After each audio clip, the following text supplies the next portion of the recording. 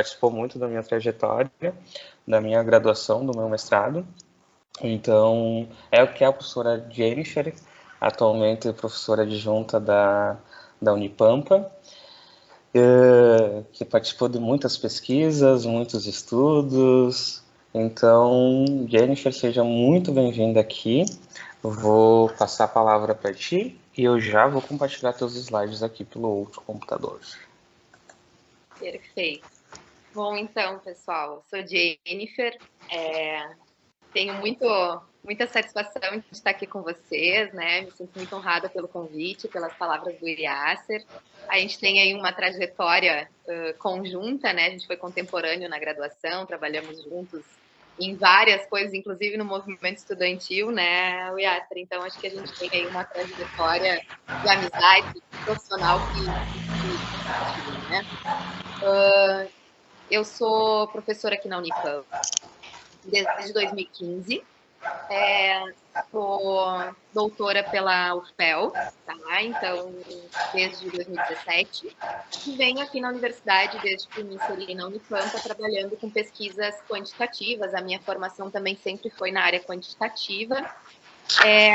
Não por ser alguém que ama matemática, mas por ser alguém que gosta muito do preciosismo, né, do cálculo e da informação numérica, né? Então, eu trouxe para vocês alguns elementos para a gente ir conversando. Aquilo que vocês não entenderem, vocês sinalizem no chat, a gente vai conversando. Eu queria que vocês fossem participando também, para não deixar passar nada que tenha ficado dúvida ou que não tenha ficado bem explícito ou bem explicado, porque eu acho que esse momento é um momento de troca também, né? O Yasser estava comentando que vocês estão começando esse movimento na pesquisa, e de pontapé a pesquisa quantitativa, que é uma pesquisa complexa, que demanda recurso, demanda tempo, mas que também é muito gostosa de fazer e de participar. Então, qualquer dúvida que vocês tenham, vocês fiquem bem à vontade, podem abrir o microfone, podem colocar no chat. Eu já encontrei o chat aqui, então já consigo visualizar se vocês mandarem informações ali. Tá? Então, fiquem bem à vontade. Acho que a ideia é a gente fazendo uma conversa. Tá? Então, o Yasser vai passando os meus slides e a gente vai conversando. Pode passar aí, o Yasser. Bom, então, como já dizia Descartes, e como qualquer outro pesquisador, né, a ideia aqui não é ensinar um método, né, com que vocês devem conduzir as pesquisas ou a avaliação de vocês, mas é que a gente possa entender um pouco, dentro da minha perspectiva e na minha trajetória, os elementos que compõem a pesquisa, o que a pesquisa precisa para ser uma pesquisa fidedigna e que a gente possa conduzir ela da melhor forma, sem também ter muitos problemas, né? Então, a ideia é que a gente se antecipe com essas informações a qualquer problema, erro, viés que possa surgir, né, no processo de coleta de dados ou de análise de dados. Então, eu escolhi o Descartes ali para a gente dar um start para pensar ciência, para pensar o que a pesquisa tem a ver e por que a gente precisa pesquisar e por que a enfermagem, em específico, precisa se colocar na ciência. Pode passar, Yas. Então, aqui tem uma linha histórica, né? Que vai trazendo ali diversos autores, pessoas importantes para a pesquisa, que construíram o pensamento filosófico científico, né, o que a gente chama de epistemologia. Então, são pessoas que se propuseram a pensar sobre ciência. O que é ciência? Por que a gente precisa da ciência? Onde a ciência se aplica na sociedade daquele contexto histórico, né? Então, ali vocês vão ver que tem 3 caixinhas em cima. A primeira delas diz assim: explicações místicas para os fenômenos, fundamentos da lei da natureza. Então, o que eram essas explicações místicas? Se reportem para um tempo onde não tinha microscópio, onde a gente ainda não conhecia elementos básicos das células, não entendia por que chovia. Então, a gente tinha uma série de fenômenos ainda não estudados e ainda não explicados. E como a gente não sabia explicar o que acontecia, se atribuía a esses fenômenos causas místicas. Então, por que está chovendo? Porque, não me lembro qual é o santo que faz a chuva. São Pedro, né? São Pedro quis que chovesse. Ou, por que a gente tem determinado comportamento? Porque Deus está te castigando, né? O Yasser vai lembrar. Por que a pessoa tem um problema de ordem mental? Porque ela fez alguma coisa no passado e está sendo castigada, né? Então, as explicações místicas, elas cumpriam com a falta de compreensão e de estudo e de ciência daqueles fenômenos. E aí, né, no período que a gente chama de iluminismo, vem a desdogmatização dos fenômenos. Então, se começa a pesar experiência e razão. Então, assim, não é porque eu jogo um pedaço de sabão no telhado que não chove. Tem a ver com o comportamento do clima, com a meteorologia. Então, isso começa a surgir o que a gente chama de empirismo e racionalismo. O racionalismo vai falar da razão. Eu preciso ter uma explicação plausível, compreensível e que eu possa testar e comprovar. Isso é racionalismo. E empirismo eu preciso observar, ver aquilo ali e identificar naquele fenômeno algo que eu possa observar, replicar, entender para explicar. Então, o que se buscava nessa ciência eram explicações, né? E aí depois a gente tem o surgimento do positivismo, que vai trazer para ciências sociais explicações de ordem da natureza, que está ali no início, fundamentos de lei da natureza. Então a gente passa a aplicar conhecimentos matemáticos para fazer projeções, né? E aí vocês devem ter acompanhado na Covid, por exemplo, né? O que a gente começou a fazer? A gente começa a aplicar conhecimentos de outras áreas para as áreas das ciências sociais. E quando a gente faz esse movimento, a gente traz a matemática, a gente traz o empirismo, a gente traz os estudos e a metodologia científica, que até então fazia parte da física, da química, para nosso objeto de pesquisa, que é a sociedade. E aí a gente tem ali o Durkheim, o Kant, vários autores que vão trazer essas explicações para nós nas ciências sociais, negando o que eles chamam de metafísica. Metafísica é as explicações do mundo, né, dogmático, onde Deus quis, onde aquilo é culpa de alguém, né? Então eles não aceitam esse tipo de justificativa. Eles entendem que o comportamento social, ele é um produto de algo mensurável também. Pode passar. E aí tem várias, né, colocações dos autores. Então, Galileu, lá no passado, dizia que a ciência só deve ser validada por experimentos e não por meio de opiniões. Por que eu aponto essa fala do Galileu? Porque isso é algo que a gente escuta até hoje. Qual é o estudo que comprova isso? Qual é o método científico que validou essa perspectiva?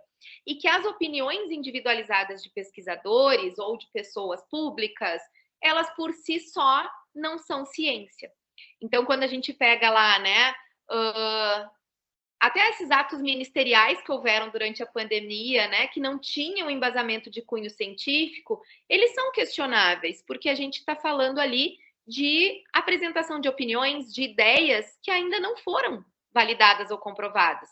E que muitas vezes não trazem base de outras experiências. Porque se a gente pensar no Covid, pessoal, ele é um vírus. O que a gente tem de conhecimento até aí? Bom, a gente tem um monte de conhecimento sobre outras infecções virais. E a gente precisa reportar, né, esse conhecimento prévio para tentar entender esse conhecimento novo que se apresenta, né? Então, a ciência, ela deve ser validada, ela deve ser comprovada por experimentos e não partir da opinião, porque opiniões, elas são diversas e elas estão pautadas em perspectivas diferentes, né? A gente tem aí o Big Brother, que divide opiniões, então tem o pessoal que defende, tem o pessoal que acusa. Então, opinião não é ciência. Opinião é a perspectiva de alguém, tá? O Condorcet traz para nós a matemática social como um dos primeiros movimentos, né, de tentar calcular o comportamento social ou tentar prever o comportamento social a partir da matemática. E ali tem o Durkheim com o fato social. Então, o que o Durkheim fez? Ele observou os suicídios, né? Tá aí o Yasser que me ajuda com a parte da saúde mental, que a minha linha aqui é respiratória. Então, o que ele fez? Ele começou a quantificar os suicídios e observar características dos suicidas, né? Então, ele observou local de moradia, se essas pessoas eram casadas, se elas eram sozinhas, se tinha acontecido ou se existia algum registro de algo ruim que tivesse acontecido na vida delas naquele período. E ele começou a entender que essas características, elas se apresentavam diversas vezes entre várias das pessoas que haviam tentado ou que haviam cometido suicídio. Então, ele começa a entender que, por mais que o suicídio tenha sido um ato voluntário e individual, ele estava carregado de características sociais da época, como fome, como a questão da industrialização, que tirou emprego, que mudou muitas características do próprio êxodo rural. Então, ele entendeu que a cultura, ela também é algo coletivo. E quando você comete um ato, você não faz isso sozinho.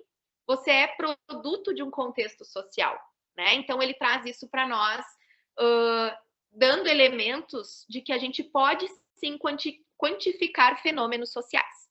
À frente.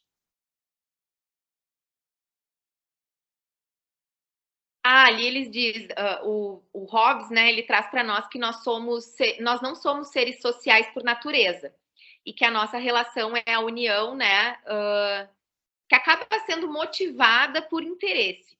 Então, a gente se une pelos nossos interesses em comum, né? Então, quando eu quero fazer uma pesquisa, eu escolho pessoas para trabalhar comigo por determinados interesses, porque eu sei que é comprometido, porque eu sei que participa, porque eu acho inteligente. Então, a gente busca sempre aspectos na relação para nos unirmos. E essa é a ideia do fato social também, né? Então, a gente é produto de algo que está construído pela sociedade, pela cultura que a gente está, e também a gente é um produto das relações que a gente estabelece, e elas, de fato, interferem no nosso comportamento social. Então, à medida que a gente vê um presidente sem usar máscara, muitas pessoas não usam máscara. À medida que a gente vê alguém, né, falando bem da vacina e protegendo, e que isso traz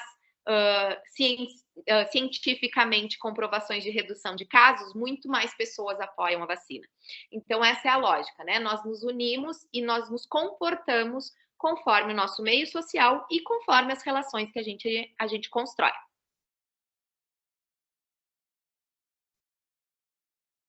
Então, basicamente, a ciência social não poderia realmente progredir mais se não houvesse estabelecido que as leis das sociedades não se diferem das leis da natureza. Então, a gente não é diferente da matemática, da física, da química. A gente só precisa, ou, digamos, precisamos aprofundar e entender que o nosso movimento social ele é muito mais recente do que o movimento físico, o movimento químico, matemático, né? Então, a gente ainda está se construindo enquanto ciência, enquanto método, né, para a gente poder medir nosso comportamento social. Vejam que o Durkheim fala isso em 1953.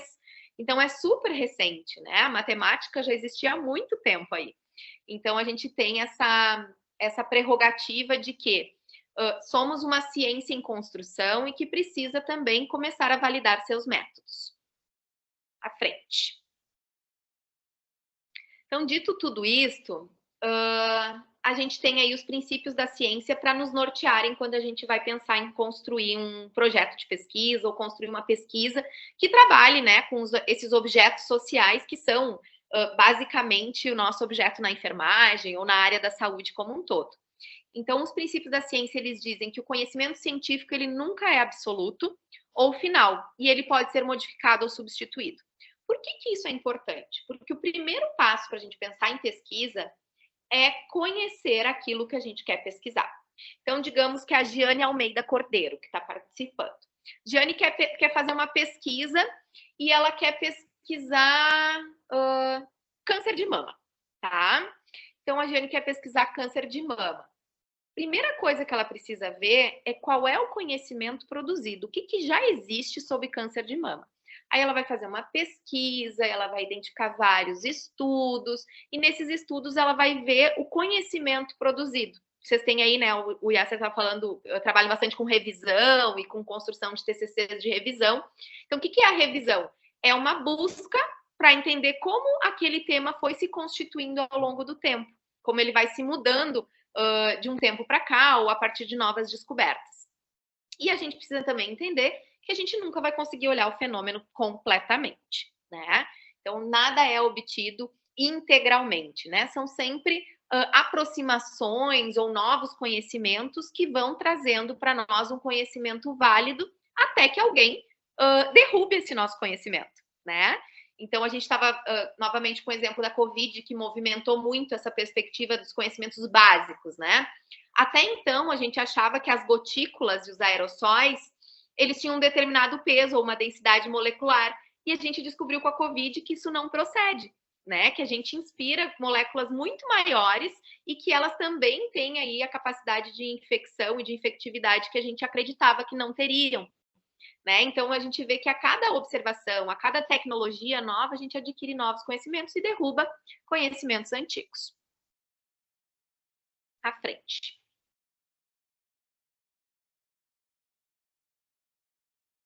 Então, vamos falar agora do que a gente precisa realmente, a partir, entendendo esse contexto de ciência, entendendo que a gente se colocar para fazer uma pesquisa, é a gente se colocar num mundo científico. E para se colocar no mundo científico, a gente precisa ter propriedade e entender que a gente nem sempre vai encontrar o resultado que a gente esperava, mas que o método científico, ele vai nos dar respostas para as nossas dúvidas. E aí a primeira coisa que a gente precisa é escolher qual é a nossa fonte de dados. O que eu tenho disponível para fazer pesquisa? Eu consigo acessar o paciente se eu quiser fazer uma entrevista? Eu consigo ter acesso a profissionais? Eu consigo verificar prontuários? Qual que é a fonte de informação que eu tenho próxima a mim e que pode me dar os subsídios e os elementos para responder a minha pergunta? E aí a gente tem né, que a investigação se apoia predominantemente em dados estatísticos. E aí, quando a gente fala de dados estatísticos, não se assustem, tá? Dado estatístico pode ser uma proporção, vocês vão obter com uma regra de 3, né? O dado estatístico, ele significa uma quantificação. E aí, a nossa fonte de dados, ela precisa ser capaz de gerar medidas, ou seja, eu preciso ter elementos suficientes para contar. Então, eu não posso fazer uma pesquisa quantitativa com uma informação só. Eu preciso de repetibilidade, de variabilidade.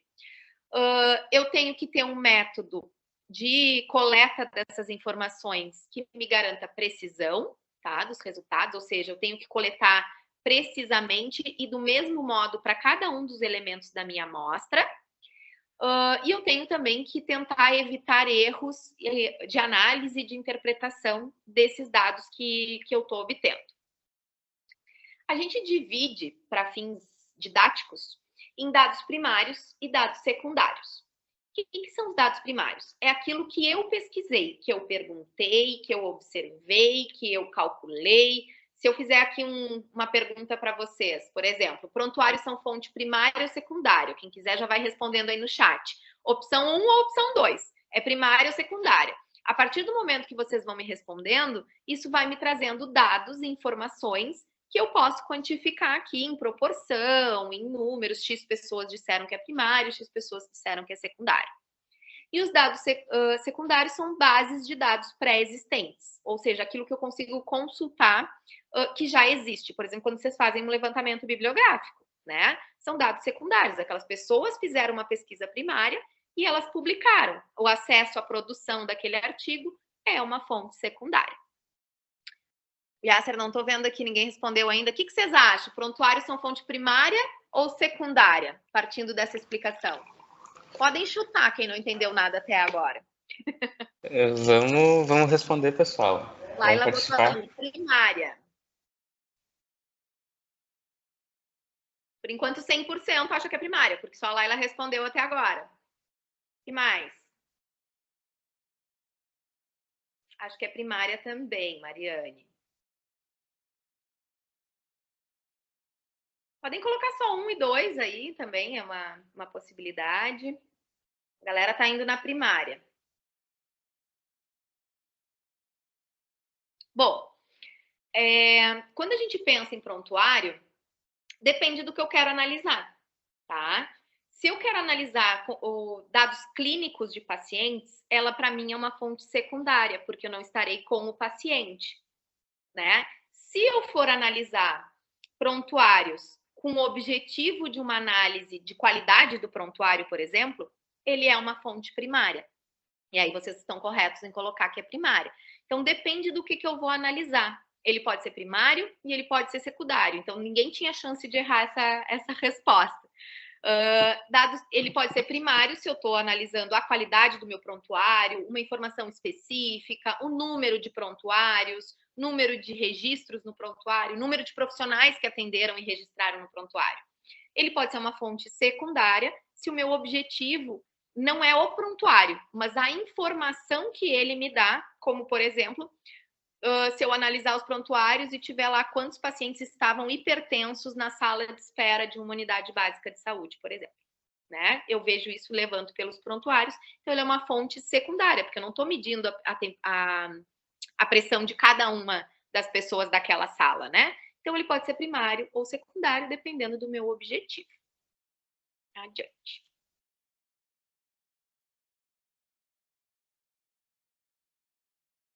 E aí, uma vez que eu decido qual é o meu objeto, né? O que eu quero estudar nessa sociedade muito louca? O que eu quero ver? Ou que eu defino quem é o público que eu quero trabalhar, se é prontuário, se é o paciente diretamente. Muitas vezes, o que determina a nossa amostra não somos nós, e sim o objeto que a gente quer estudar. Assim como esse objeto, muitas vezes, determina o método. Né? Eu não posso medir quantitativamente sentimentos. Né? Por exemplo, se eu quero saber por que as pessoas atualmente têm medo de ou fobia social pós-pandemia, né? Medo de aglomerações, eu não vou conseguir entender isso com um sim e não. Eu não vou conseguir entender isso contando quantas pessoas têm medo. Eu tenho que entender esse sentimento. Então, aí, para entender um sentimento, eu preciso de uma pesquisa qualitativa, que também tem seus critérios de amostragem, que também tem seus critérios de definição de público. Na pesquisa quantitativa, vocês vão escolher uma fonte, primária ou secundária, para um objeto mensurável. Então, eu quero saber a prevalência de crianças menores de 5 anos que tiveram internadas por um período durante esse tempo, durante esses 5 anos de vida. Então, eu quero saber a prevalência de crianças menores de 5 anos com internação prévia, ok? Bom, se eu quero saber isso, eu tenho que estruturar quem é a minha população. Se eu quero uma prevalência, eu quero contar quantas crianças internaram nos seus primeiros 5 anos de vida. E aí eu vou olhar lá, quem é a minha população? A minha população externa, ou seja, a população máxima que eu posso atingir, são todas as crianças menores de 5 anos. Tá? Então, todas as crianças menores de 5 anos, elas estão dentro da minha população. Sendo que esse é o grupo para quem eu quero generalizar meu resultado. É de quem eu quero falar. Só que eu não vou fazer uma pesquisa e estudar todas as crianças menores de 5 anos do mundo. Isso é inviável em custo, em tempo, em método, em idioma e entre outras 1000 coisas que vocês vão pensar. Então, o que a gente elenca? Um grupo-alvo. Desta população, crianças menores de 5 anos, quem é meu alvo? Quem eu consigo, né, ter e que pode diminuir os efeitos de diferença cultural, de diferença de contexto? Crianças menores de 5 anos residentes em Rio Grande e Rio Grande do Sul. Tá? Rio Grande aleatório, tá? Poderia ser Porto Alegre, Canoas, poderia ser Sapucaia, enfim. Então, vejam que é um grupo já bem menor, né? Do total de crianças do mundo para um grupo de uma cidade, de um estado do Brasil. E ainda, eu consigo, será, pegar todas as crianças menores de 5 anos que moram em Rio Grande? Será que eu preciso ver todas elas para ter um parâmetro? A resposta é não. Então, o que a gente faz? Deste público-alvo, eu vou elencar os indivíduos elegíveis para o meu estudo. Então, é um grupo real, um grupo que eu posso alcançar. E isso são as crianças, por exemplo, de Rio Grande, exceto aquelas que estão no momento hospitalizadas, porque aí não é a internação prévia, a internação atual. Aquelas que não querem participar, porque todo participante tem direito a recusar-se. Vou incluir essas crianças, né, de 5 anos que tenham alguma institucionalização, por exemplo, que vivam, né, dentro de instituições. Eu posso elencar ali vários critérios para diminuir o meu grupo, entendendo que aquele grupo ele não é essencial para a informação. Se aquele grupo é essencial para o meu objeto de pesquisa, ele vai ter que continuar na amostra. Mas ali é o que a gente chama de critérios, quem entra e quem não entra. E aí tem uma coisa muito legal dos critérios, que são definidos pelo pesquisador, tá?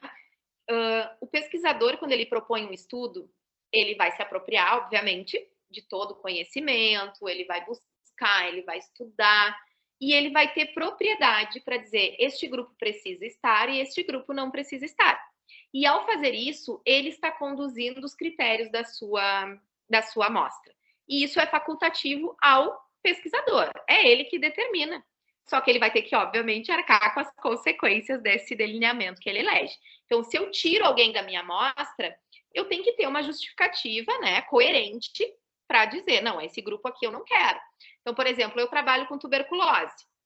O meu grupo, geralmente, são pessoas com tuberculose e eu tiro adultos e tiro desses adultos um grupo muito específico, que é a população privada de liberdade. Por quê? Porque a gente sabe que o número de pessoas com tuberculose dentro de um presídio é muito maior. Então, essas pessoas, elas têm um risco muito mais aumentado de ter tuberculose do que a população não carcerária. Então, eles têm uma característica fisiológica de exposição de risco diferente do grupo que eu estou estudando. Então, eu não posso botar na mesma balança esses dois grupos. Então, é muito importante vocês definirem os critérios elegíveis com clareza e principalmente pautados na literatura, né? Por mais que a gente possa escolher, é interessante vocês terem argumento para justificar, caso alguma revista ou até o próprio comitê de ética pergunte, tá, mas por que esses? Por que esse público, né? E aí, de fato, deste grupo que eu disse, esses entram, esses saem, a gente vai estabelecer uma amostra.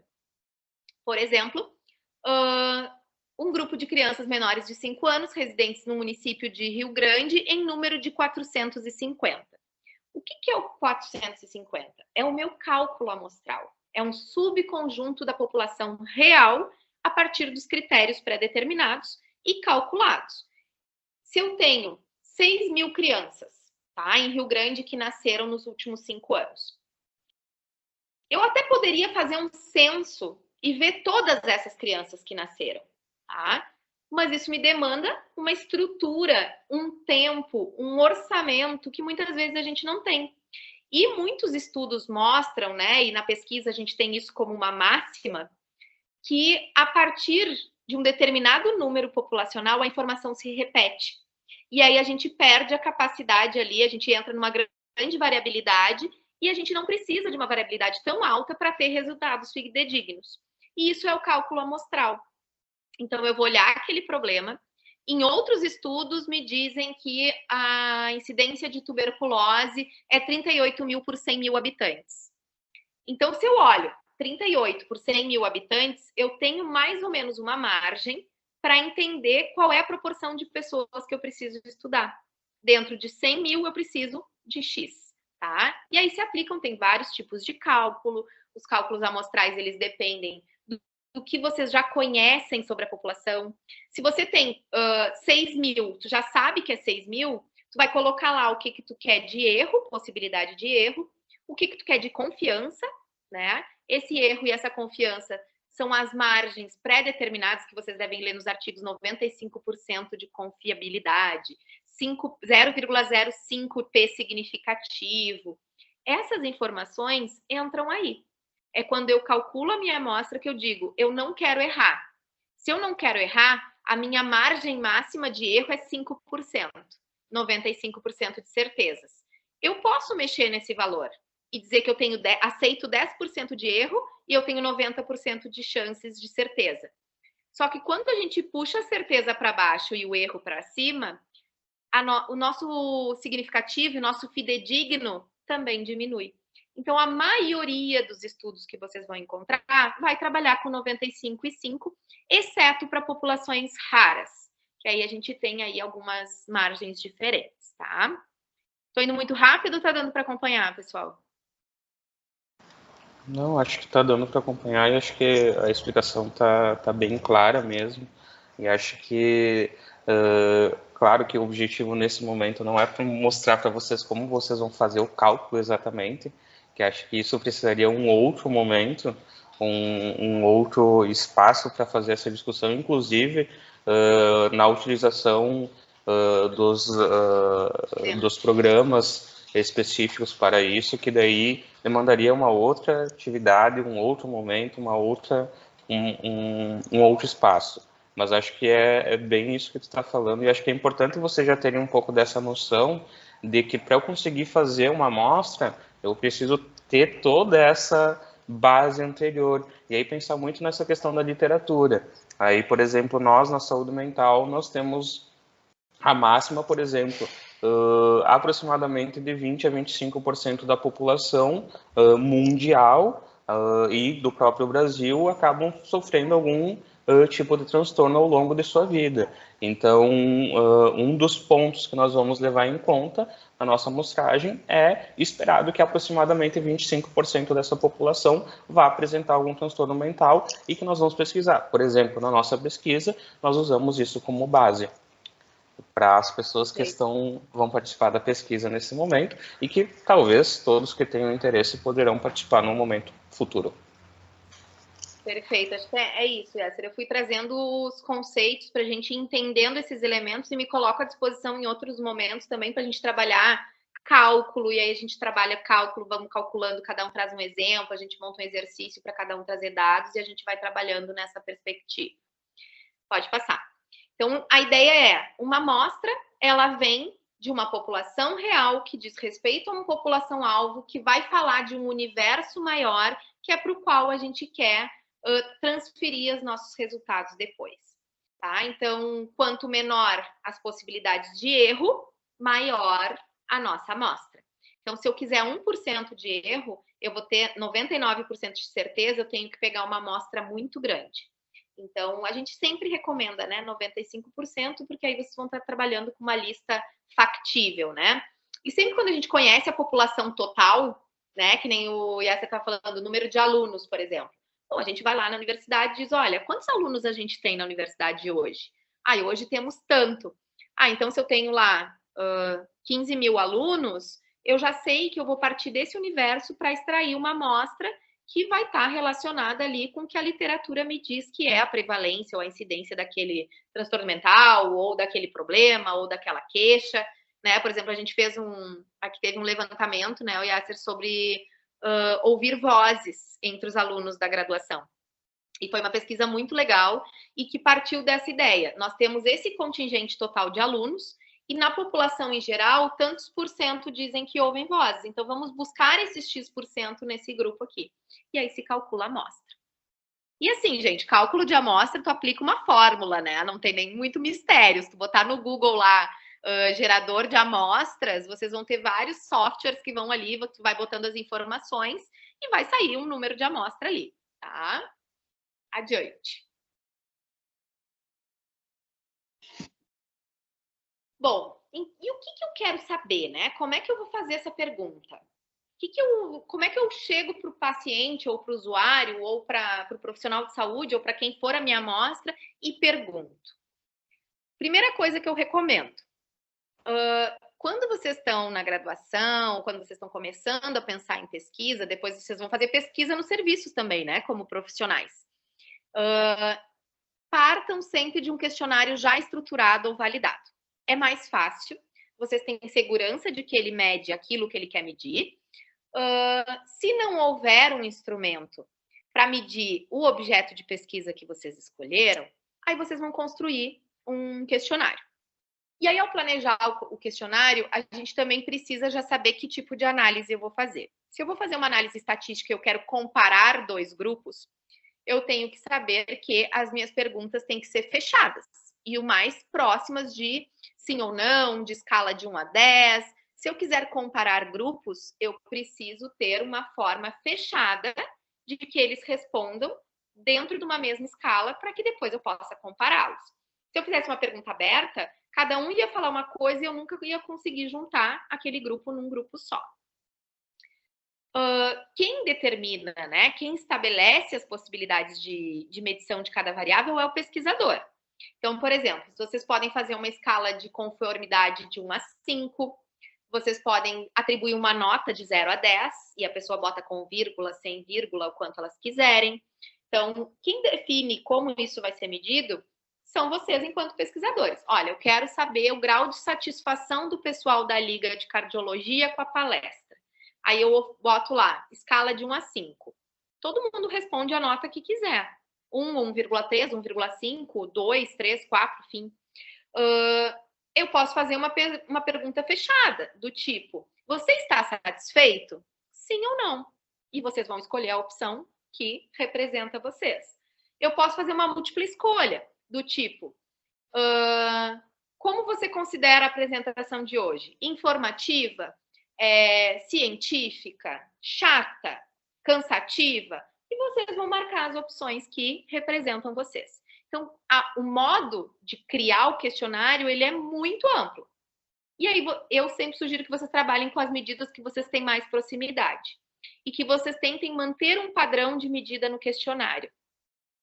Quando a gente faz prova, né, o Yasser, geralmente a gente cria prova aberta, outra de marcar, outra de VOF, a gente vai variando para também vocês terem oportunidade de expressarem de outras formas. Na pesquisa é um pouco diferente. Se eu começo criando uma escala de 1 a 10, o ideal é eu seguir com a minha escala de 1 a 10 até o final, para não gerar confusão para quem está participando da pesquisa. Então, se eu tenho lá, de 1 é ruim e 10 é muito bom, que eu siga esse padrão em todas as minhas perguntas para o entrevistado, poder seguir uma linha de raciocínio nas respostas. Sempre testar os instrumentos, então pede para um colega responder e ver se ele entende a pergunta, pede para um colega, né, sei lá, eu vou entrevistar senhoras de 60 anos ou mais e polimedicalização, né, para saber quantos remédios elas tomam. Eu vou criar um instrumento e eu posso pedir para minha avó, por exemplo, vó, olha aqui, vê se a senhora entende isso daqui. E aí ela olha, responde, e eu tento ali validar ou entender o que pode ser algo que dificulte a compreensão de quem está sendo entrevistado. Pode falar, Yasser. Acho que só para ressaltar uma coisa, tu está falando das escalas, só nós temos que cuidar, que acho que isso é importante, que se a escala já está validada, eu também não vou ficar alterando ela. Claro. Aí eu mantenho ela, mesmo que siga diferente um pouco do que eu já estou fazendo. Porque às vezes eu vou usar diferentes escalas, mais de uma escala, e uma escala vai trazer uma forma de avaliar e outra escala vai trazer outra forma de avaliar. Então, acho que isso é uma coisa importante. Agora, se eu não estou usando escala validada, aí não tem problema aí eu sigo usando a mesma linha de raciocínio, como a Jennifer explicou. Perfeito. Posso fazer uma contribuição também?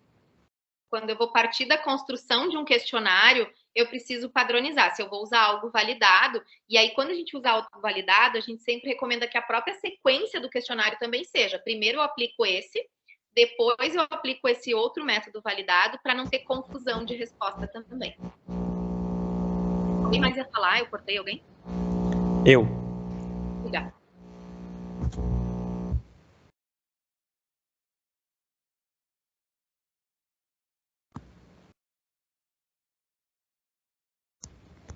Posso falar? Tá me ouvindo? Claro. Ah, tá. Não, eu acho que corroborando a ideia do Yasser, né, a fala dele, eu acho que também verificar se o instrumento, se a escala é validada para a população que a gente está estudando, né? Porque muitas vezes a gente vai usar uma escala que não se encaixa naquela população e acaba não sendo nada útil, né? Perfeito. Isso acontece bastante, né, Nicolas, quando a gente está tentando, quando não existe nada na literatura daquela população, né? A gente aplicou agora na pandemia uma escala de fobia social, que eu estava dando exemplo antes, para profissionais de saúde, né? E essa escala para a COVID não funcionou muito bem, né? A gente teve ali um alfa bem baixo, assim, porque o contexto social daquela fobia era coletiva, né? Então, estava todo mundo começando, a gente fez isso nos primeiros 4 meses da pandemia. Então, o medo e a falta de informação e de conhecimentos ainda era muito grande. Então, replicando essa escala posteriormente, a gente viu que a gente aplicou num contexto precoce, que a gente poderia ter usado outra escala que talvez fosse mais sensível para esse contexto. Então, de fato, o grupo específico, o momento de aplicação, o contexto colocado são importantes, né, para a gente escolher uma escala e seguir com ela, né, fazendo a nossa pesquisa. E o mesmo vale para quando a gente vai fazer alguma pesquisa que a gente vai mensurar. Por exemplo, se eu vou usar uma balança, vou fazer um estudo lá de algum dado nutricional, vou calcular IMC, a fita que eu meço o abdômen do entrevistado A até o entrevistado Z tem que ser a mesma forma de medir. Quando eu vou colocar a balança tem que ser calibrada e tem que ser a mesma balança da mesma marca para todos os participantes. Quando a gente varia marcas, isso aconteceu muito também na Covid com a variação de testes, né? Primeiro eu estava usando determinado teste rápido, depois eu troquei de marca, depois eu passei para PCR, e isso também traz aí algumas inconsistências, né? Por isso, o teste piloto dos instrumentos, ele é instrumentos teóricos, questionários, e também instrumentos que tu possa utilizar, ou verificador de PA, se eu vou usar manual para um paciente, eu vou ter que usar o manual para todos os pacientes, tá? E o mesmo, né, vai ir para o treinamento dos entrevistadores. Todos eles precisam aplicar aquela ferramenta da mesma forma, né? Se eu sou o entrevistador, eu aplico aquele instrumento igual para todo mundo, igual aos meus colegas. Então, para quem vai coletar dados aí na tua pesquisa, na pesquisa de vocês, né, o Yasser, tem que ter um treinamento para todo mundo fazer da mesma forma e não induzir respostas, né? Isso diminui diferenças de tempo, erros e viés. Até já estamos discutindo sobre isso e já cogitamos seu nome para vir fazer treinamento aqui, tá? Só para já te dizer isso, te convocando, tá? Ou não, estou à disposição. Vou adorar ir aí te ver e conhecer o pessoal que está aí. Pode passar. E aí, para quem está começando, né, eu trouxe esse bem detalhado o que é uma variável. Né? Para quem for criar um instrumento, depois acho que vocês podem fazer um exercício também de, em casa, fazer um levantamento aí com os familiares de vocês sobre a satisfação da janta, por exemplo, né? Para fazer esse exercício de variáveis. Então, a gente tem dois tipos de variável. Uma variável que a gente chama qualitativa e uma que a gente chama quantitativa. E aqui, variável qualitativa, não confundam com estudos qualitativos. Ela é uma variável fechada, é uma variável da pesquisa quant, mas que a gente chama de variável qualitativa. Por que qualitativa? Porque ela traz para nós uma informação de qualidade que a gente não consegue quantificar dentro da variável. Por exemplo, qualitativa nominal, região de procedência. Bom, eu sou da região de Pelotas, o Yasser também. Daqui a pouco um de vocês vai dizer, eu sou de Porto Alegre. Não, né, o Yasser tá lá de... Eu nunca me lembro. Lá do norte, Severino de Almeida, perto de Erechim. Isso. É que eu estava ali no contexto, né, da graduação, me esqueci que tu é lá das outras, do norte do estado. Então, a gente tem... Não tem como eu dizer o que vem primeiro. Primeiro vem Pelotas, primeiro vem Erechim. O que é a ordem? O que é essa... Como que eu vou classificar? Então, variáveis nominais são as que dão nome. O que vem primeiro? Religião católica ou religião protestante, por exemplo? Né? Ou umbanda? Não existe ordem nessa organização. Então, mesmo que eu coloque essa variável qualitativa para responder, depois eu vou ter 70 são católicos, 30 são protestantes, 19 são umbandistas. Mas não tem um primeiro, outro depois, tá? Diferente da ordinal. Ordinal é o quê? Ordem. Então, a qualitativa ordinal, ela vai nos dar uma ordem, uma organização dessas respostas. Por exemplo, grau de instrução. O que vem primeiro, ensino médio ou ensino superior? Ensino médio. Então, eu não posso fazer ensino superior sem ensino médio. Então, essa lógica de ordem, de algo que antecede e depois vai subindo na escala, é uma variável ordinal. Então, se eu quiser saber de vocês quantos fizeram ensino público e ensino privado, né, no ensino médio, isso tem ordem? Sim ou não?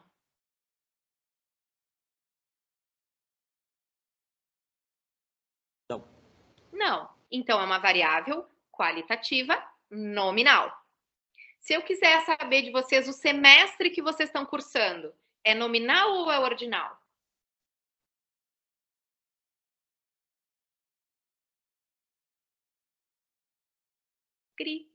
Ordinal, isso aí, Fran. Muito bem. Então, essa lógica de organização das respostas nas variáveis qualitativas. Aí a gente vem com as variáveis quantitativas, que vão nos explicar sobre a forma de quantificar. Contínua, quando eu tenho números com vírgula, e discreta, quando eu tenho números inteiros. Eu não posso ter meio filho. Ou eu tenho um filho, ou eu tenho 2 filhos, ou eu tenho 3 filhos. Eu não posso ter 1,6 filhos, né? Então, o 1,6, quando eu falo de altura, de peso, é sempre uma variável contínua. Quando eu falo de números discretos, que eu não posso partir ao meio, a gente tem as variáveis quantitativas discretas. Essa organização, isso aqui vocês têm que dominar. Quando vocês olham um questionário, vocês têm que saber o tipo de variável que aquele questionário está pedindo para vocês.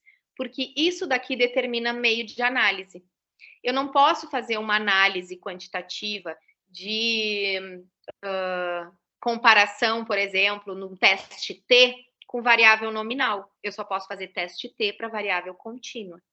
Então, essas informações, claro, a gente vai ter um momento, acredito, né, Yasser, se vocês quiserem, a gente pode discutir definição de modelo estatístico, outra parte mais estatística propriamente dita. Mas lá, para definir tipo de análise, vocês têm que dominar isso aqui. Porque senão vocês vão dizer que vão fazer um teste que muitas vezes não se aplica para aquele grupo de variáveis. Tá? E aí depois vocês têm que dizer lá na pesquisa de vocês. Essas variáveis qualitativas nós vamos analisar assim. Essas variáveis aqui contínuas desse jeito e essas outras variáveis nós vamos analisar de outro jeito. Tá? Alguma dúvida nesse ponto, pessoal? Yasser, nós temos até às 19, correto? Sim, podemos ir até as 19. Não, que susto. Eu olhei ali agora que bateu 1 hora, eu disse assim, não, eu me organizei para a gente ficar conversando até as 19. À frente. Então, de modo geral, tá, pessoal, vocês têm como critérios de um estudo quantitativo o modo de exposição, que pode ser observacional ou experimental, que a gente já vai falar um pouquinho, a experiência da população. O que é a experiência da população? Se ela participou uma única vez ou se ela é acompanhada ao longo do tempo, tá? Então, participou uma única vez, a gente chama de transversal. Eu encontrei ela naquele recorte de tempo uma única vez. Longitudinal, vocês encontraram ela várias vezes. A gente costuma dizer que transversal é uma foto e longitudinal é um filme, tá? A unidade de análise, vocês sempre vão poder trabalhar com o dado individual, que eu entrevisto a pessoa ou coleto o dado de uma pessoa ou de um indivíduo, ou quando vocês pegam informações de grupos, tá? Que a gente chama de conglomerados, de ecológico, que é quando eu não sei quem é quem, tá? E a direcionalidade e a temporalidade, elas vão falar sobre o que vocês estão estudando. Se eu estudar o desenvolvimento de câncer ao longo da vida, eu vou precisar de um estudo longitudinal, onde eu avalio essas pessoas várias vezes ao longo da vida dela e vejo quando que ela desenvolve câncer. Se eu estiver fazendo um estudo de temporalidade retrospectivo, eu posso perguntar para as pessoas que já têm câncer como era a vida delas antes. Se elas faziam exercício, se elas fumavam, se elas bebiam, né? Então, a direcionalidade e a temporalidade, elas vão falar do que eu estou observando. Se eu estou observando algo que já aconteceu ou algo que ainda vai acontecer. Então, se eu estou, por exemplo, o estudo que a gente fez aqui com os profissionais, a gente acompanhou eles durante a Covid para ver quando que eles iam ter Covid. Quem ia e quem não ia. Então, eu fiz um estudo longitudinal, futurístico e prospectivo. Por quê? Porque eu fui acompanhando todos esses profissionais que trabalham em Uruguaiana para saber quando eles iam ter Covid. E quando eles tinham Covid, eu ia lá e aplicava um grupo de informações, além das informações que a gente já vinha acompanhando. Se eu tivesse partido agora, né? Nesse momento que a gente está aí de transição, pandemia, pós-pandemia, epidemia. Se eu partir de agora para entrevistar todos os profissionais e perguntar sobre a Covid que eles tiveram nesse tempo de pandemia, eu estou indo para trás. Eles já tiveram. Então, eu estou fazendo retrospectivo, retrógrado, né? Estou olhando o que aconteceu lá atrás, tá? Adiante. Isso é importante para a gente entender desfecho, doença, fator de risco ou exposição. Aqui tem um modelo geral, tá? Só para vocês entenderem como que funcionam os cálculos de prevalência, de incidência, mas não se preocupem com essas letrinhas que representam números, tá? O que é o desfecho? Desfecho é aquilo que eu quero saber, é aquilo que eu estou analisando. Se eu estou analisando, não sei, me deem um exemplo aí da Liga de Cardiologia. Quem se arrisca aí no chat? IAM pode ser? Sim ou não? Acho que pode ser o Nicolas, que adora. Sim, pode, beleza. Então, vamos pegar como desfecho o infarto agudo do miocárdio. Bom, então esse é o desfecho. Isso acontece. Quando eu olho para esse desfecho, eu vou buscar fatores de risco, e aí vocês vão me dizer tabagismo, sedentarismo, hipercolesterolemia, que eu nunca consigo falar direito, né? Vocês vão me contar quais são os fatores de risco e a gente parte ou do IAM para perguntar para a pessoa, olha, você teve um IAM, você era sedentário? Você tinha triglicérides altos? Você fumava? Né? E a gente vai fazendo as perguntas sobre esses fatores de risco. Né? E aí a gente descobre se ele tem ou não tem os fatores de risco clássicos para um IAM. Outro modo de fazer essa pesquisa é a gente olhar para o desfecho antes, né? Coletando informações de exposição dos nossos pacientes. Eu posso ir na atenção básica e pegar os pacientes hipertensos, obesos, tabagistas e sedentários. Eu sei que esses são fatores de risco para o IAM, mas essas pessoas ainda não tiveram IAM. E aí eu posso ir lá e ver os fatores de exposição e de informações e fatores de risco e acompanhar, ver se ela vai desenvolver ou não o IAM ao longo prazo. Ou posso classificar, olha, dos meus 100 mil habitantes desse local, desse bairro, eu tenho 30% de pessoas com chance de ter IAM. Por quê? Porque elas reúnem todos os fatores de risco e estão em exposição naquele momento, tá? Não vou passar para vocês o que soma com o que, porque acho que um outro momento mais analítico a gente consegue fazer os cálculos juntos, vai ficar mais fácil vocês acompanharem essa linha de raciocínio. Pode passar.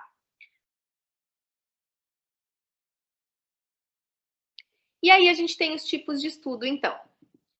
A primeira pergunta é, o pesquisador fornece a exposição? Sim ou não? O que é fornecer a exposição? Vamos pensar num tratamento novo, tá? Eu posso controlar o ambiente, eu posso controlar o que o paciente consome ou não consome, eu posso inserir algo no cotidiano desse paciente? Isso é controlar a exposição. Por exemplo, óbvio que isso é eticamente impossível, tá, gente? Mas é só para vocês fazerem uma analogia. É como se eu pegasse todos nós aqui, ninguém fuma, tá? E aí eu vou fornecer a exposição ao tabaco.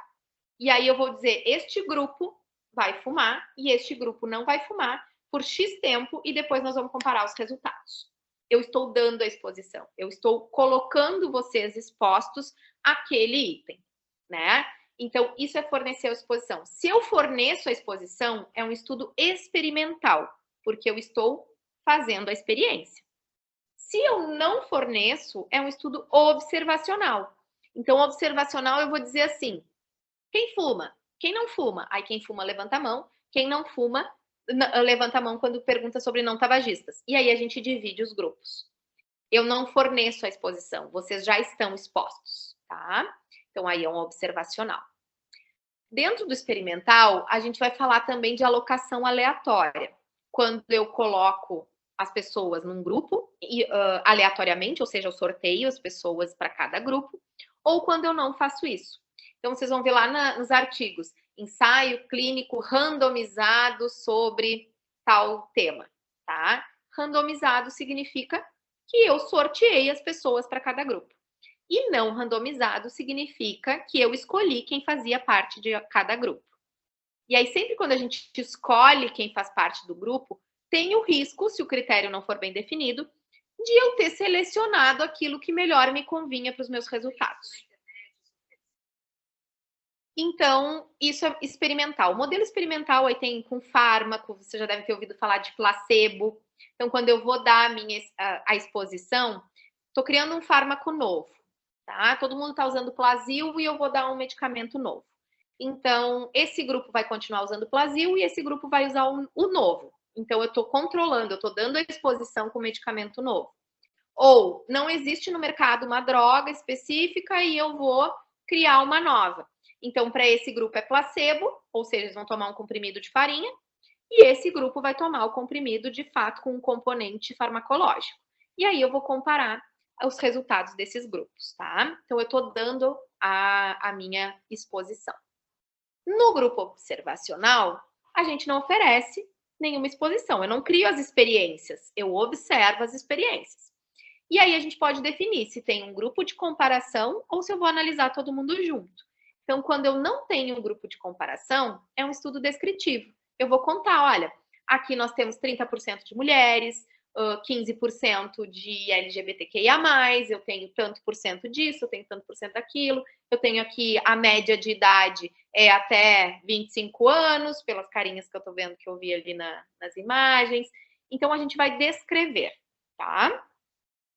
Quando a gente tem grupo de comparação, o estudo se torna analítico. E aí que entra as direções que a gente estava comentando. Se eu estou partindo da minha exposição para a doença, eu estou fazendo estudo de coorte. Então, eu vou acompanhar essas pessoas. Eu parto da exposição e vou esperar a doença acontecer. No meu estudo de caso e controle, eu estou partindo do caso, pessoas, caso, doença, para a exposição. E vou investigar lá na vida dele, de antes de adoecer, quais eram os fatores de risco e de exposição dele. Quando a gente faz essas duas coisas tudo ao mesmo tempo, eu estou vendo exposição, doença, quem tem, quem não tem, eu estou fazendo um estudo transversal, onde exposição e doença são coletados no mesmo momento. Então, se hoje eu for lá no serviço do SAI e sentar com os pacientes de tuberculose e perguntar assim, quem conhecia alguém com tuberculose antes de vir aqui no SAI pela primeira vez? Eu estou falando de um momento anterior, um desfecho que é conhecer pessoas que tinham tuberculose antes de ser doente, e eu estou coletando isso num único momento. Eu não estou acompanhando, esperando ele conhecer alguém com TB, e eu também não estou acompanhando ele antes ou depois do SAI, tá? Então, esses são os tipos de estudo quantitativos mais utilizados e que aí depois vocês vão classificar de acordo com aquilo que vocês quiserem estudar.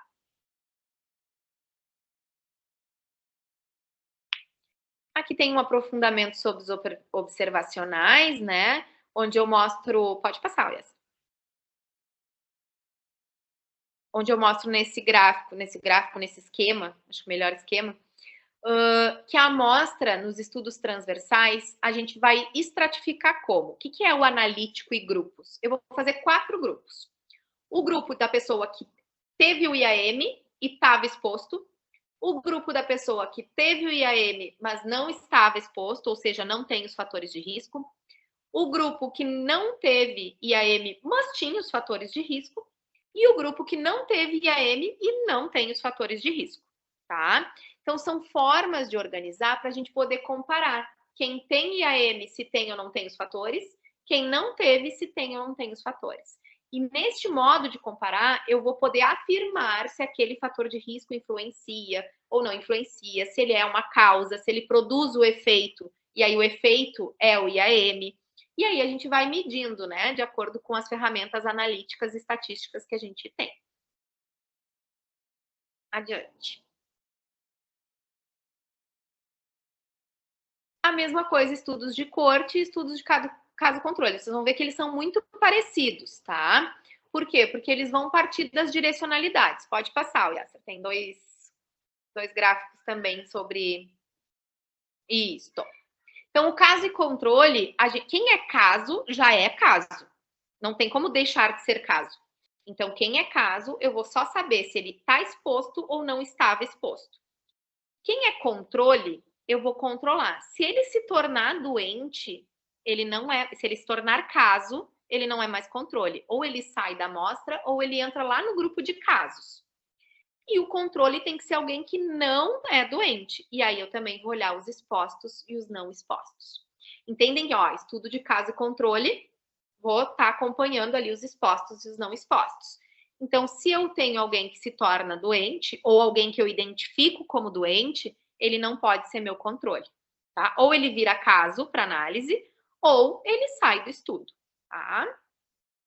E no estudo de corte, eu tenho os casos que não me interessam, porque o de corte eu quero acompanhar. Então, eu tenho os não casos.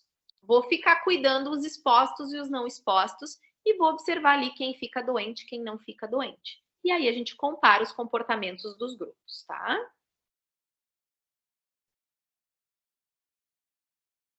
Próximo. Aí a lógica de cálculo que eu estava falando para vocês, né? Que se vocês observarem as caselinhas da tabela, são modos de calcular. Quando eu estou falando de transversal, eu estou somando os grupos. Se tu passar mais um, Yasser, acho que vai aparecer a tabelinha ali. Quando eu estou falando de transversal, eu vou pegar A mais C, que é o total de doentes, e vou dividir sobre o meu N total, tá? Sobre todo mundo que participou do estudo. E aí eu vou ter uma prevalência, pessoas doentes na população total estudada. Se eu pegar a corte, eu vou pegar os doentes e vou dividir pelo total de doentes, e esse grupo vai ter que ser maior, né? Ou teoricamente é maior do que o grupo C, que são os não doentes divididos pelo total de não expostos, tá? Isso é regra matemática, tá? Acho que a gente pode entrar nisso num outro momento, mas só para vocês entenderem que isso já está dado. Se vocês escolherem fazer um estudo transversal, vocês já têm ali a resposta para como vocês vão calcular. Se vocês decidirem fazer uma corte, vocês vão acompanhar os pacientes e vocês lá no final, com os dados, já têm ali a expressão matemática que vocês vão ter que aplicar, tá? E aí, nos experimentais, era o que a gente estava comentando, né? Então, vocês vão ter, tem vários tipos de estudos experimentais, aqueles em que a gente tem pré-teste e pós-teste, estudos que a gente tem apenas o pós-teste. Geralmente, o que tem apenas o pós-teste é algo muito inovador, em que a gente não tem uma possibilidade de comparação também inicial, ou algo que esteja muito difícil de mensurar no início, né, antes da gente poder acompanhar ou implicar o tratamento, né? Então, a gente tem ali as distribuições aleatórias, o grupo controle, que vai receber o placebo, ou que não vai receber o placebo, que vai ser só o grupo que a gente vai analisar para comparar. E aí depende, né, de que tipo de experimento a gente está fazendo. Uma coisa bem legal da gente pensar é que, por mais que seja mais fácil da gente entender o exemplo a partir dos fármacos, os estudos experimentais, eles também são sociais, né? O que eu quero dizer com isso?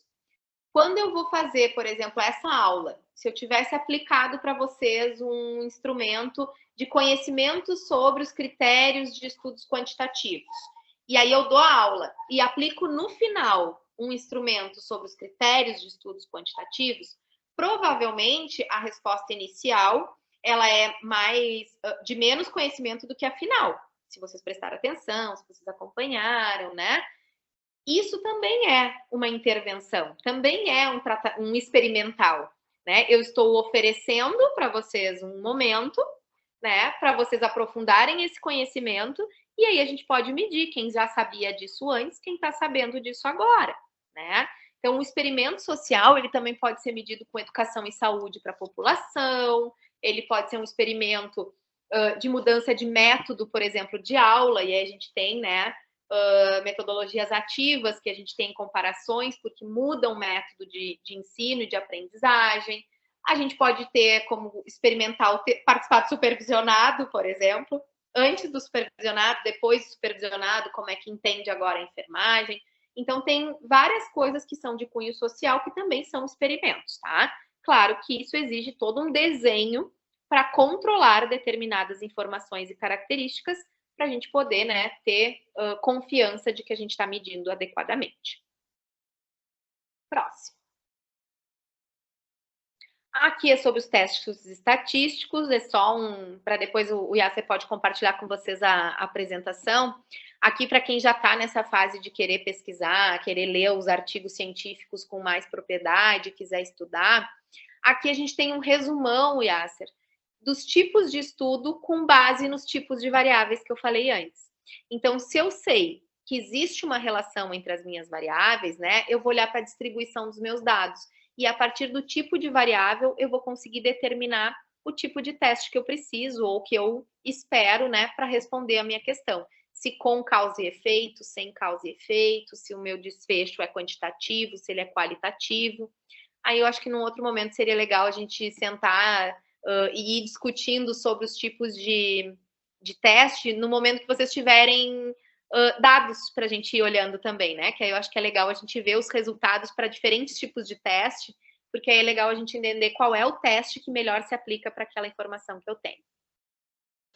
E acho que só uma coisa importante para vocês não se assustarem, que nós usamos programas para fazer esses testes, nós não precisamos fazer na mão, cálculo na mão de uma forma geral, tá?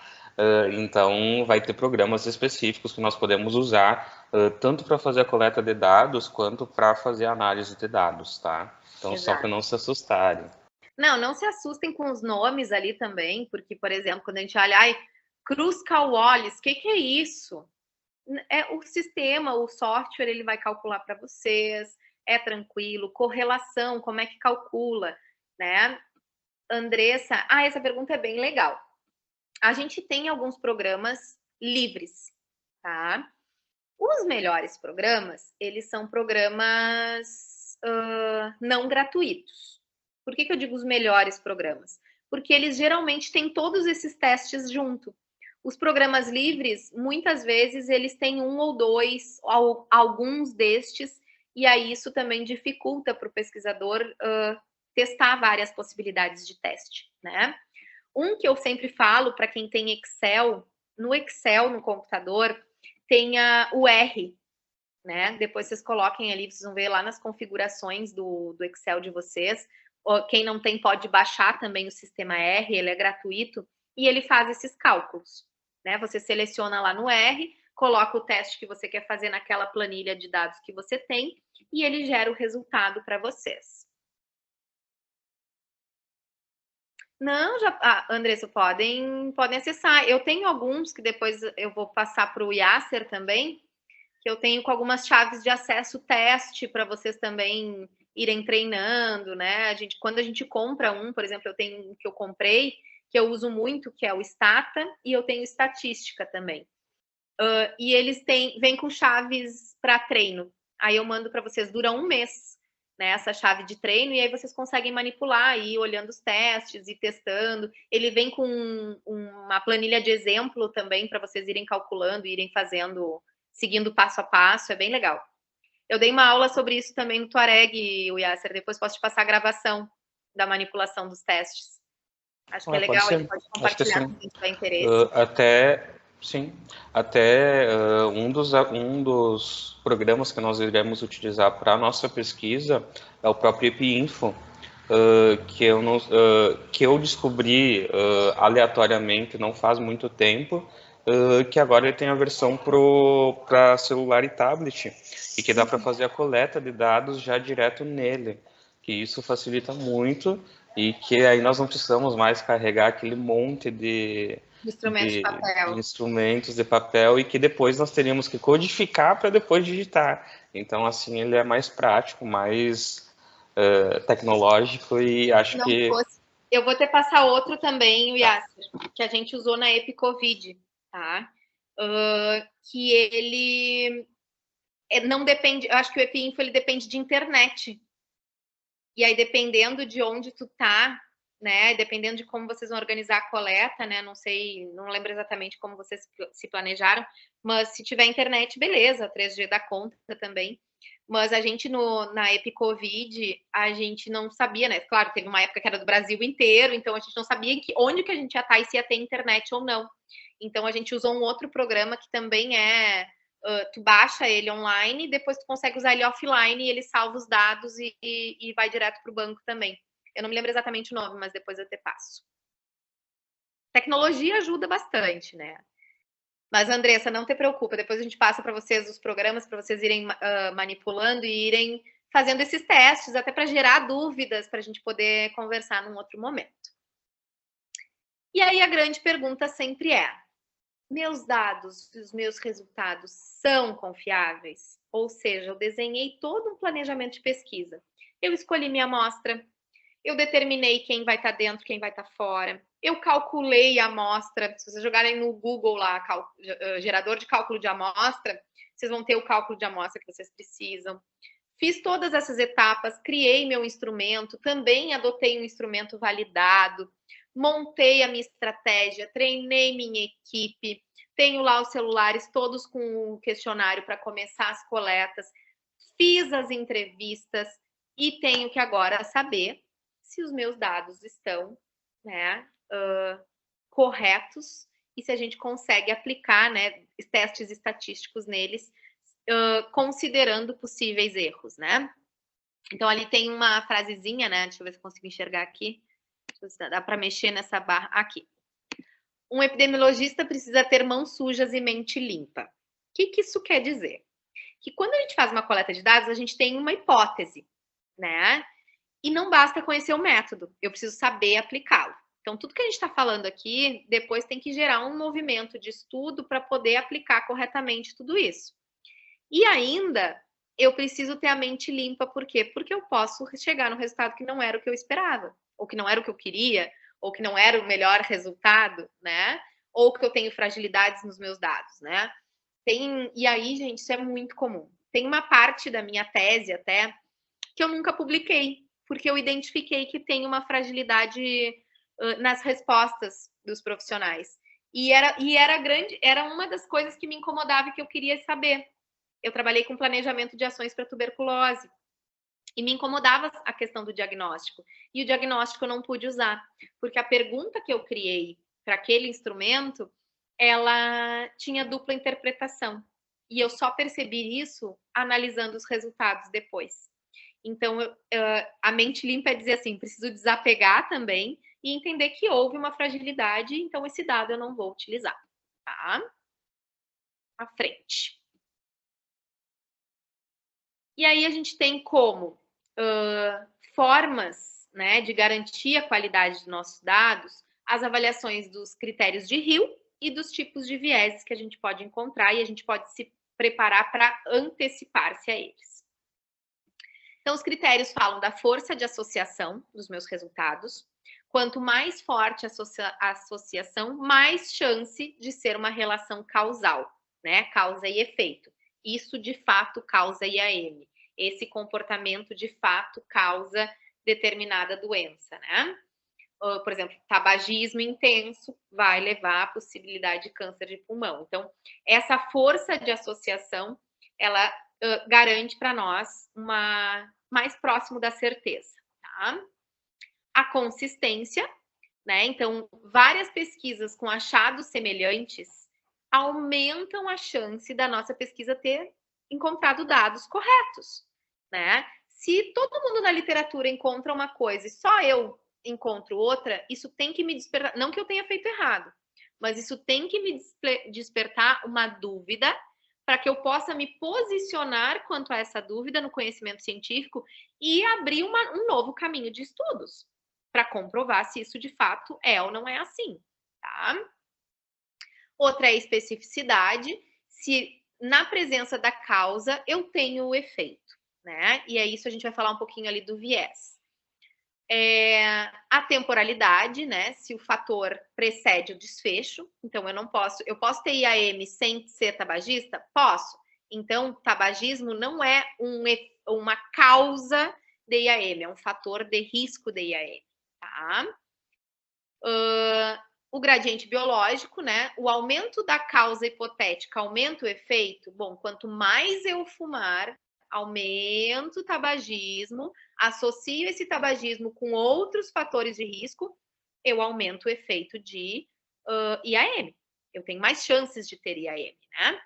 Do mesmo modo, se a gente for pensar na alimentação, né, na hipercolesterolemia, quanto pior eu me alimento, mais alto os meus indicadores ruins, dos meus triglicerídeos, das minhas gorduras, por exemplo, né? Outra questão é a plausibilidade, porque precisa ter uma explicação. Eu não posso encontrar, se eu quiser estudar a correlação de... Tem até um meme bem legal, assim, que ele mostra, nossa, você viu que os astronautas comem muito frango? E ele disse, nossa, comer frango te leva à Lua. E não tem relação nenhuma. Não tem explicação coerente que diga por que aqueles astronautas ou que comer frango vai ter alguma ligação com isso, né? Então, essa plausibilidade, essa coerência, ela parte das interpretações do pesquisador. Eu tenho que saber interpretar, entender fisiologicamente o problema que eu estou estudando, socialmente o problema que eu estou estudando, para poder dar alguma coerência na explicação dos meus resultados. E também a evidência experimental, né? Se há alguma experiência que mostre essa relação de aumento de frequência do efeito. E a analogia, que é o indicador mais fraco, né? Ao saber que, por exemplo, um antiparasitário pode dar náusea, podemos dizer que, por analogia, outro antiparasitário também pode causar náusea. O que esse exemplo quer dizer para nós? Que é aquela analogia que a gente estava conversando do Covid. Bom, é um vírus. Eu não sei nada sobre esse vírus, mas eu posso pressupor que ele tem o mesmo comportamento em termos de como ele entra nas células, de como ele se replica, de quanto tempo dura, de como agem os anticorpos, né? Então, a gente começa a fazer aproximações por analogia, que podem ou não ser confirmadas.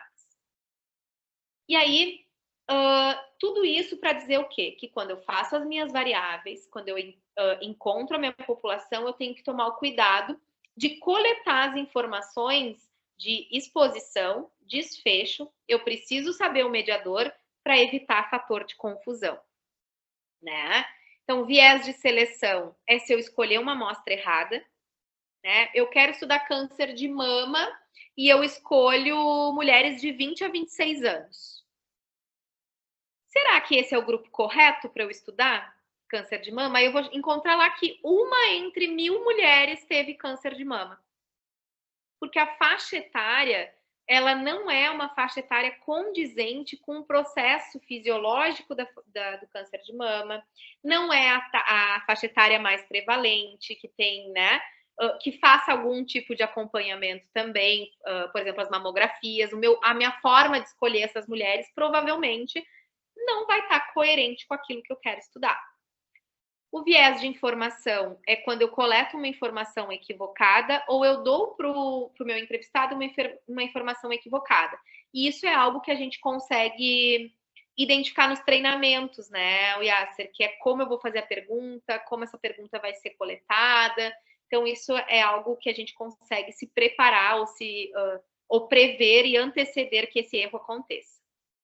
Acho que um exemplo bem clássico do viés de informação é a pergunta sobre quando tu vai fazer a pergunta do sexo e também da orientação sexual, que às vezes tu nem pergunta e tu já vai lá marcando, aí vai ter um viés de informação. Então, exato, é importante ter esse cuidado. Isso é interessante também colocar, porque isso acontece também com etnia, por exemplo, a cor da pele. Né? Não é um entrevistador. Se for um entrevistador, a forma de coleta é diferente, né? Então, a gente pode coletar das duas formas: impressão do coletador ou autodeclaração. Autodeclaração de cor da pele, eu não posso, como entrevistadora, porque eu estou vendo que o Yasser é caucasiano, eu dizer que ele é caucasiano. Ele pode não ter essa mesma compreensão que eu. Então, isso também é viés de informação, correto? A gente pode, né, acabar burlando o processo de autodeclarar-se e, às vezes, isso também é complicado. Eu costumo, Yasser, coletar as duas informações, a autodeclaração e deixo ali um espaço para o entrevistador marcar a cor da pele, né? A orientação sexual não tem como a gente pressupor, né? Tem que ser questionado. Mas a cor da pele, por exemplo, eu deixo, porque a gente teve várias pesquisas da tuberculose em que as pessoas não autodeclaravam-se negras, né? E isso tem uma implicação para os resultados do estudo, né? Porque a gente vê que existe uma tendência maior de pessoas negras, de pessoas que tenham menores condições de vida, menor escolaridade, e a partir do momento que ela se autodeclara, e aí existia esse conflito também na cabeça do coletador, de que ele está vendo uma cor da pele preta, e a pessoa se autodeclara branca, e isso gerava ali uma dúvida, né, para o entrevistador, será que ele entendeu direito? Será que ele, né? Então, para diminuir esse momento, a gente também colocava as duas questões, né? Se houvesse dúvida, o entrevistador tinha um espaço para marcar. Tá? A causalidade reversa é entender um pouco essa relação desse desenho que está colocado aqui, em que a exposição ela vai levar a um desfecho, podendo ser como catalisador um mediador, né? Ou seja, quando eu penso, vamos botar na tuberculose, né? O que causa a tuberculose? Vocês vão dizer, uma bactéria, uma micobactéria. Ok, não existe tuberculose sem Mycobacterium tuberculosis. Perfeito, então causa e efeito. Se eu estou exposto a Mycobacterium, eu posso desenvolver tuberculose. Porém, não é bem assim que funciona. Existem os mediadores. Um mediador importantíssimo para a tuberculose é o estado nutricional. Porque se eu não estiver com um estado nutricional fragilizado, ou se eu não estiver com uma imunidade baixa, eu não vou ter tuberculose. Porque o meu organismo vai ser capaz de formar ali um núcleo, um cásio, né? E fazer a calcificação daquele conjunto de bactérias. Então, eu preciso desse mediador. Eu não tenho tuberculose, desfecho, sem Mycobacterium, mas eu posso ter o Mycobacterium presente e, na ausência do mediador, não desenvolver o desfecho. Tá? Então, essa relação causa e efeito, ela é, dentro da explicação biológica, né, ela é sempre mediada por algum outro fator. Tá? Aí vocês vão pensar assim, realmente, porque minha mãe teve Covid, meu namorado teve Covid, eu estava com ele, a gente estava na mesma casa e eu não tive. Bom, existem mediadores que a gente ainda está estudando da Covid para entender por que uns tiveram e no mesmo ambiente, no mesmo fator de exposição, outros não tiveram. Então, hoje a gente ainda não sabe explicitamente responder todas essas perguntas. Então, é algo que a pesquisa vai ir investigando. E o fator de confusão é algo que a gente sempre precisa coletar, né? Então, se eu sei que a alimentação é um mediador da tuberculose, e se eu sei que um fator de confusão é, por exemplo,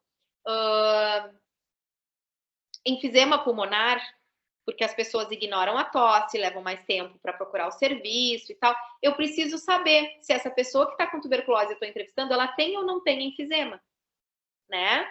E aí a gente vai direcionar sempre para coletar os fatores de confusão, para ter certeza que a gente não deixou nada passar, tá?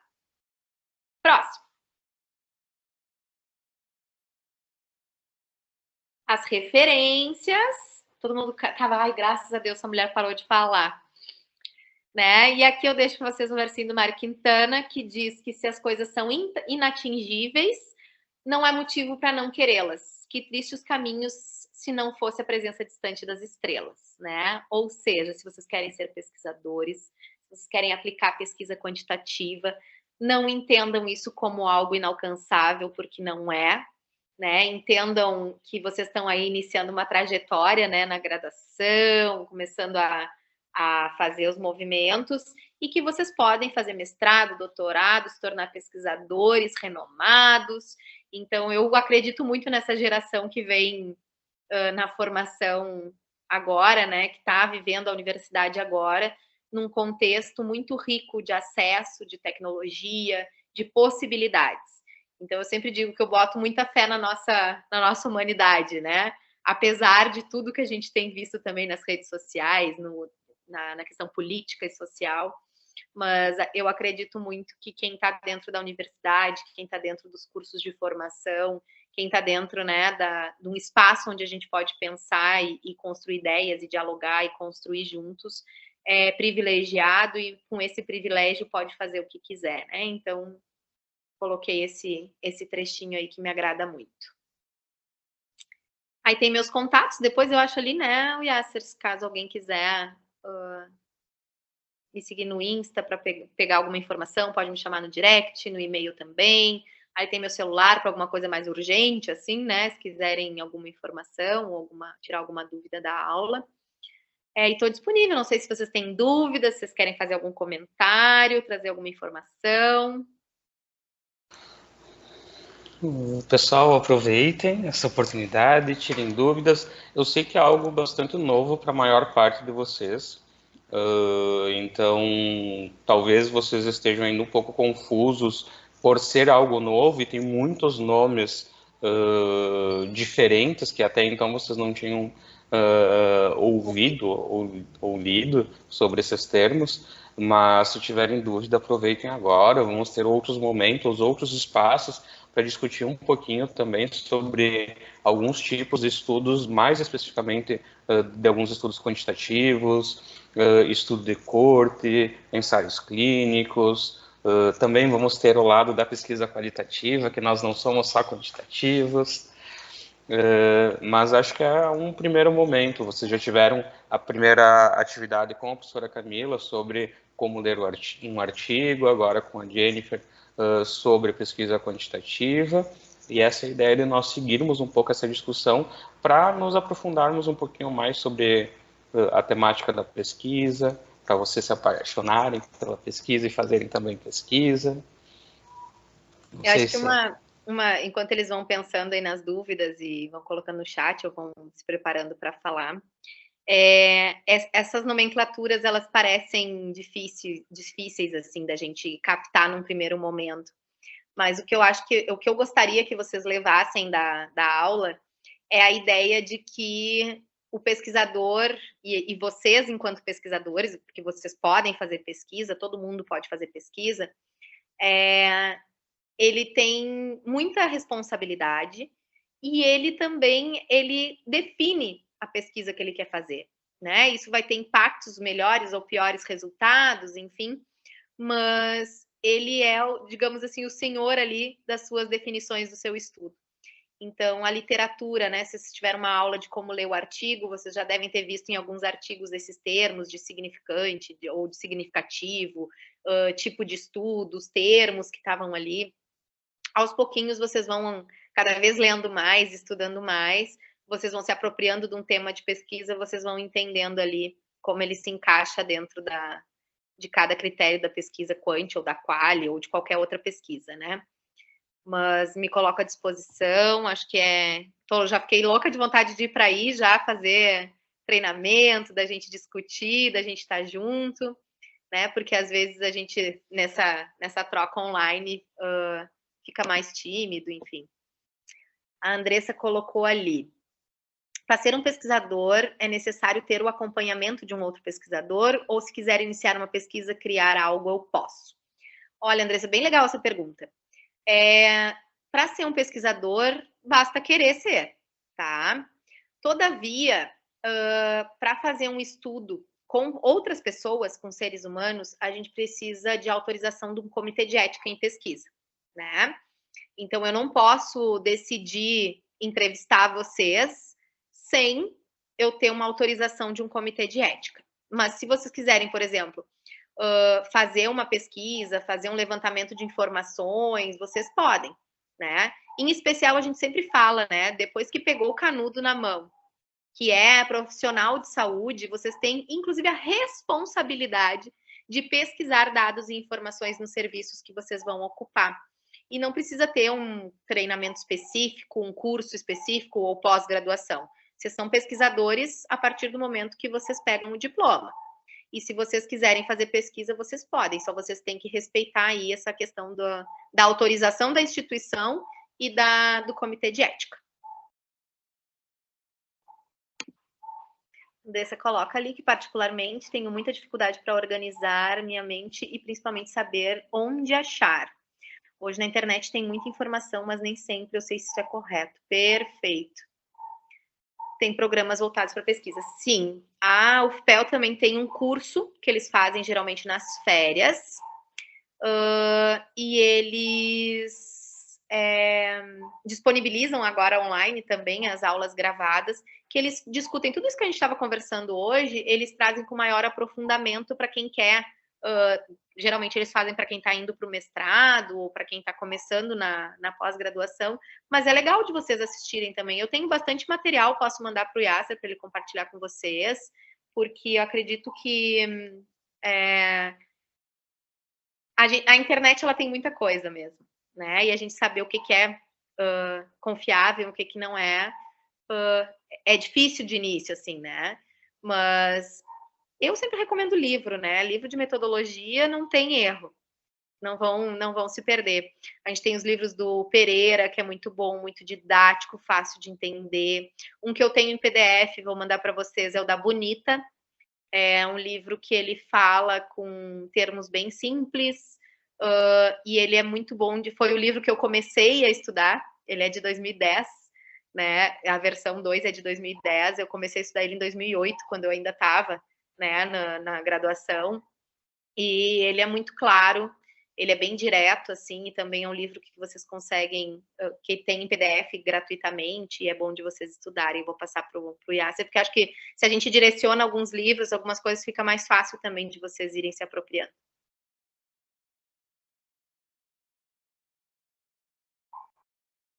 Mais alguma dúvida, pessoal? Compartilhei com vocês ali. Pode falar, Diego. Na verdade, eu não tenho dúvida, tá? Só queria agradecer a Jennifer, então, pela fala. Foi bem colocado, assim, a questão da pesquisa, né? Eu sou um pesquisador que adoro quantitativo, né? Eu não gosto muito de quali. Apesar no doutorado eu tive que fazer quanti-quali, né? Então, mas assim, e para inicial, assim, para nós, quanto academia, também muito interessante a tua fala, porque assim, o básico a gente não tem na instituição, se a gente for pensar. E a gente, falando do básico, a gente consegue um norte para ir para o mais avançado. E claro que só quanto professor a gente não consegue levar a pesquisa se o aluno não está enganjado, né?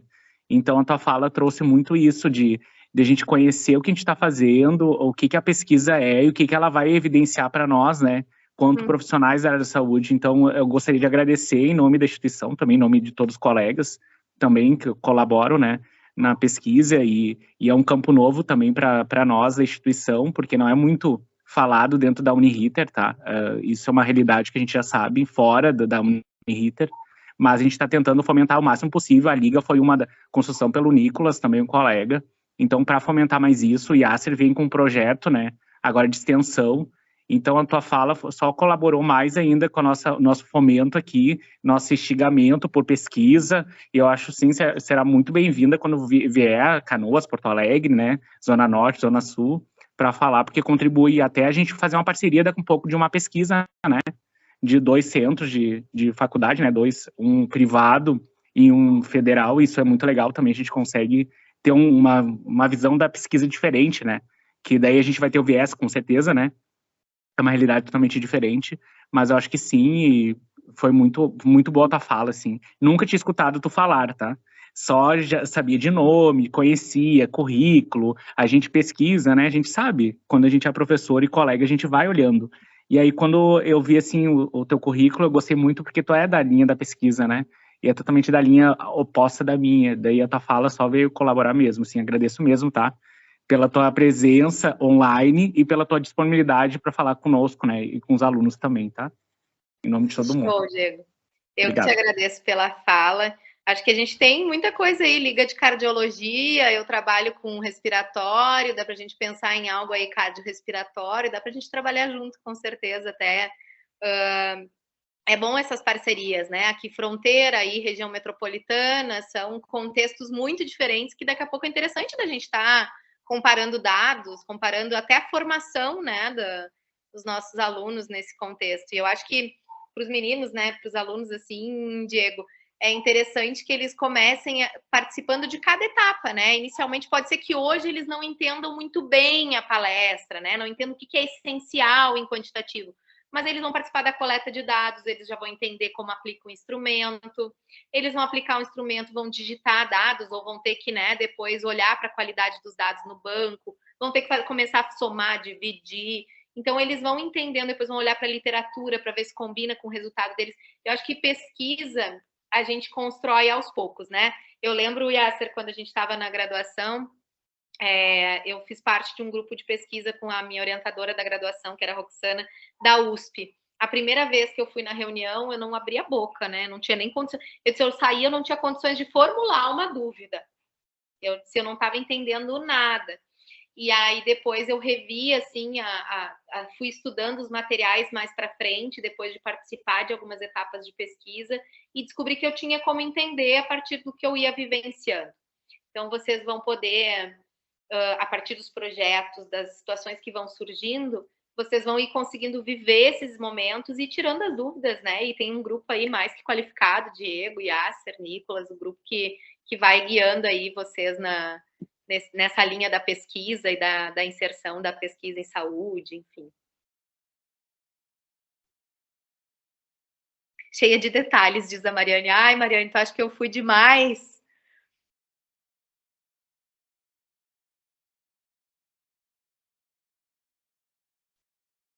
Bom, estou à disposição, Andressa, se precisar de alguma coisa também nas anotações, depois a gente tira dúvidas.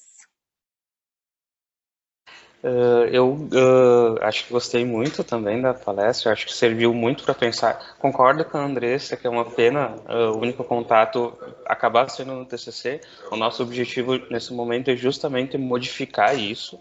Então, acho que eu e a Camila, a partir do projeto de pesquisa, mais o professor Nicolas pela Liga, o Diego também se agregando à Liga e também ao grupo, acho que vai ser muito rico para vocês também se agregarem a esse espaço e começar a pensar e a começar a discutir um pouquinho sobre isso, sobre pesquisa, que acho que é uma coisa importante ao longo da vida.